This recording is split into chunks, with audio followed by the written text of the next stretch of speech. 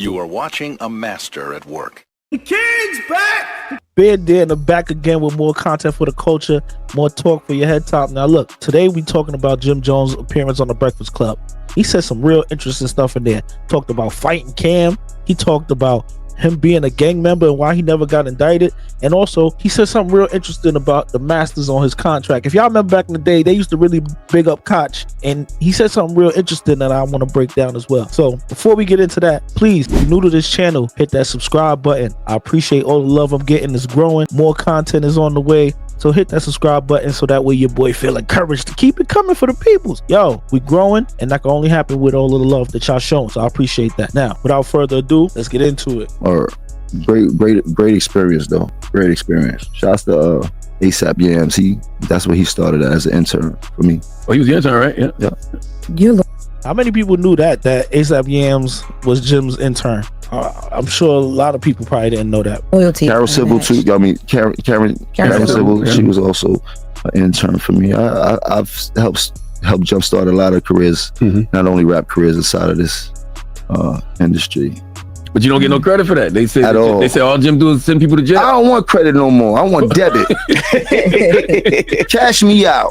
How I send people to jail? That's what I'm saying. How? Who did you see me send to jail? Where's these niggas smoking? They smoking new drugs out here. You heard? From where? How? Who? No, that's what Cam said. I don't know. He's a bird. He's a bird head. He don't want no smoke. Tell him he a boxer, right? I'll box his head off. Where's the ring at? You getting money, right? Y'all do sports? 10 million right now. Today, nigga, I'll catch a flight wherever you at. In the morning, I'll catch a flight wherever you at. You with Mayweather and them 10 million. I'll meet you in any boxing ring. Yeah. Now go make some jokes about that on your next show. I'll box your head off. You know that. Don't play with me. Yeah. Now go type about that.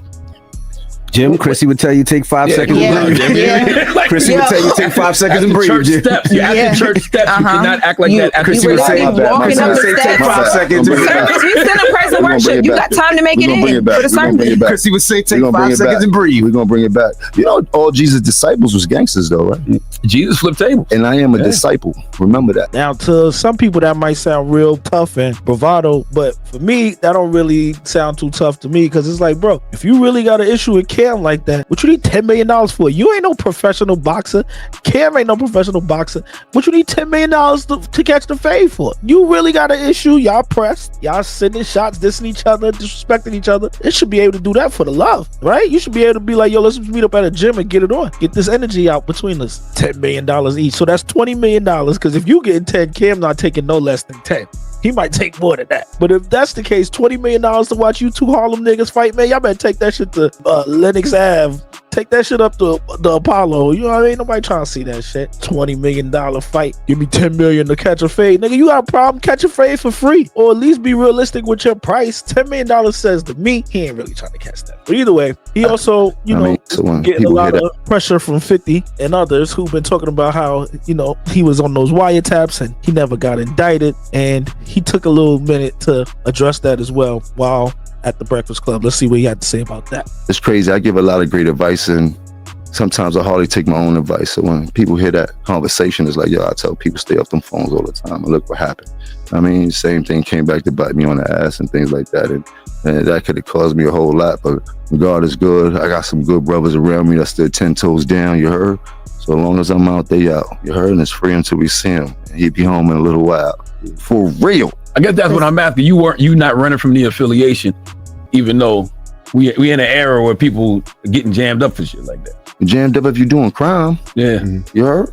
It's not a crime to be a blood. It's not a crime to be a bang. It's not a crime to be a fraternity member. It's not a crime to be a sorority member. It's all the same thing. It's a crime if you do crime while being that, and that turns into other things. And if it's more than one of y'all doing crime while being blood, that turns into a RICO and things like that. I do business. I'm a businessman. You heard? Y'all know that. I make music, baby. I always want to ask, right? You know, in past interviews, and you talk about it, bringing Bloods to New York. You ever regret that? I didn't bring the Bloods to New York. God damn. What the fuck? It might seem like it, right? But definitely didn't bring Bloods to New York. That was a crazy question about Envy. That's wild. Oh, you got me high. Here you go. Here, you can stand with this. You need this. Joe said, I ain't committing no crime. And he said, actually, You brought the bloods to New York. God And damn. on May 2nd, 2023. Not the he said he made it popular. That's what I was asking. That's a difference. That's a difference. Making it commercializing. There you go. Commercializing God damn. my gang All right, let me say it affiliation. right. I understand the question now because you made it cool, is what he's saying. Yeah, I made it cool, but I also commercialized. I made millions of dollars off the gang culture. You know what I mean? So same thing with Snoop has done and how the West Coast. I mean, so it was, but I know I did not start that. I was a young kid. You know what I mean? Commercialized. Coming up out the ghetto I think he means and looking for, you know what I mean, my place in society and things like that. And the brotherhood always took care of me. And you dig? Shout out to the brothers, man. You know what I mean? But do you regret it? Because you commercialized it, you made it cool in New Do York. I regret anything?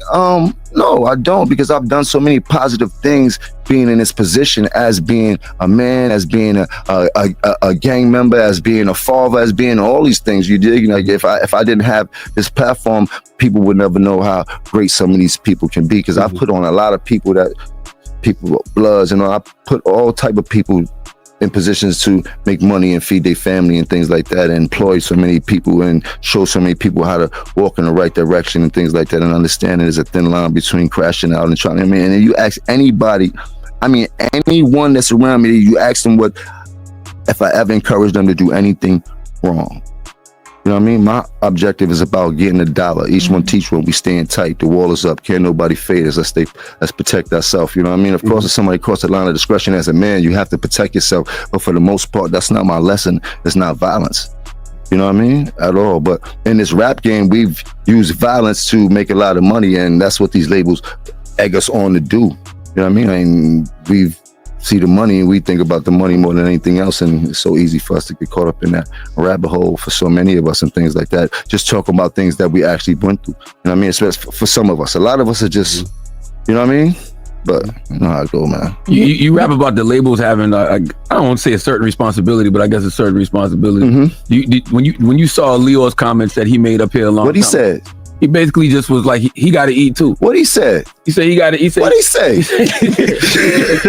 said he got to eat too. You know, in regards to people pushing the drug culture, the gang culture, whatever. I mean, bro, nobody's twisting nobody's hand to do anything. You heard? This is entertainment business. Shouts to Leo. I've learned a lot of lessons from him. I don't agree with everything that a lot of people do and things like that. But he was one of the first people that gave me a position to be one of the biggest executives in the game at Warner Music Group. So I really ain't got too much bad to say about him. That's one thing that you really may have forgot about Jim Jones. At one point, Jim was trusted to be an executive at Warner Music, and he was in those offices. I don't know what happened where it seemed like he's never been put in any of those type of positions anymore moving forward. Maybe it didn't go through the way that it was supposed to, or it wasn't the best look with him in the office. But with that said, right, I'm glad that somebody at least challenged him a little bit on that, because he definitely didn't start the Bloods in New York City, but him popularizing it and commercializing it definitely had an effect on a lot of the youth coming up during that time. I'm someone who was young and impressionable when Jim hit the scene, and he was pushing that bloodline hard, and I seen the wave throughout junior high school into high school, and as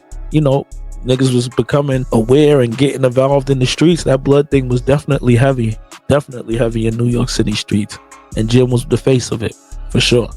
Jim was definitely the guy. So I'm glad that they took time to address that. But something also that I wanted to, one other thing that he talked about as well, was that back in the day when Dipset was doing their thing, they had their whole independent run, and they really were bigging up Koch Records. And you would have thought Koch was the best thing ever. That's the whole reason they even got in the beef with 50 in the first place, because 50 was saying Koch is the graveyard and the boneyard for artists who ain't really popping no more, and they all felt some type of way, or Cam felt some type of way, and they ended up getting screwed in that deal in the long run. And I thought it was just interesting that even after being screwed by Koch, who's now repackaged as another label, they took his masters, because I guess he ain't know his contract, and artists don't be knowing the business like that. Shout out to Esso. And he's still signing new artists over there. I thought that was mad interesting to hear him talk about that. Check this out. Label stuff. I was watching another interview. You were talking about you're trying to get your masters back right now. Yeah, I'm attempting to get my masters back. Because you said y'all were independent, but y'all weren't independent. We weren't independent. Koch was an independent label. Mm-hmm. You want to tell them what an independent label means? Or should I tell You would know better than that. So like independent label wasn't a major label. Right. It was two different type of labels. There wasn't a major label. You know what I mean? So we signed to an independent label. We signed to a label. We got a real label deal, but we was making so much money, and the word independent was so alarming and things like that. They made it fit. It felt like we signed, but that's not really what we signed and things like that. It wasn't the independency of, you see, Slim Thug in Houston had when he was out the trunk, and it wasn't that. You know what I mean? It wasn't that at all. We might have thought it was that because we were getting so much money, but in that circle, I ended up signing a deal for my solo album, which I was happy for. But me still running through the street the way I was and entrusting my career business sense with my partner, I just wasn't into reading the contracts or understanding the business of it, because you know how I felt we was moving and shit like that. And later on in life, when people start selling their catalogs and doing all this shit, getting the bag, I got a real catalog. Let's not get to that too. So when people are buying these masters and things like that, like I was like, oh, I could catch a busy off of it. I might make my exit off of this. And then trying to get that together, and somebody like, whoa, your lawyer like, bro, you don't own your masters, bro, for life. So For life? What year was that you found that out? Because like 4 or 5 years ago. wow. So who owns them? Koch? Oh, my heart just dropped. Yes. Cam too, or just? No, this Okay. Koch. I signed my rights to my masters over to Koch for the life term and shit like that. So Is the president Allen still there? Because you had a great Alan relationship is with out of Allen. there. It's not even called Koch. What's the name of it right now? Huh? Who? Morda. But So you don't even got a building to run up in. there's a building. I got a VL deal with Peso up there. His album comes out next month that we signed up there and things like that. So, but they don't got nothing to do with what I signed back then. But you know, legally, and my lawyers starting to make calls and see what could be. You know what I mean? Done. Now you So he's saying, yo, this is crazy.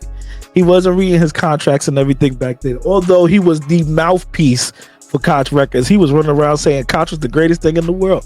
But that's a whole nother thing. Now you're saying it's a Mordot or whatever this damn record label name is now become, and you still doing business with them. Yes, they have rebranded under a new name. It's not the same people that I wouldn't want to do anything with anybody associated, affiliated, any of that. So now you taking new artists that you signed into your VL record label and bringing them still to that same building that you got jerked at and doing deals over there. Now, if I was signed to Jim or even thinking about signing to Jim, this would be a red flag for me, bro. Like, what? So they jerked you out your masters for life, the life of your deal, and you are still signing artists and feeding more artists to the machine and feeding them to the beast. That shit seems kind of predatory. I ain't gonna hold you. Like, and this is what people was talking about, like the Locks when they did their Jay Jerkin skit. If y'all remember that back in the day, like it's almost like people feel like they gotta bring some ass to get some ass in the game. It's like you gonna get taken advantage of in your deal, but in order to come up, just learn from that. Bring somebody else on who's naive and take advantage of them.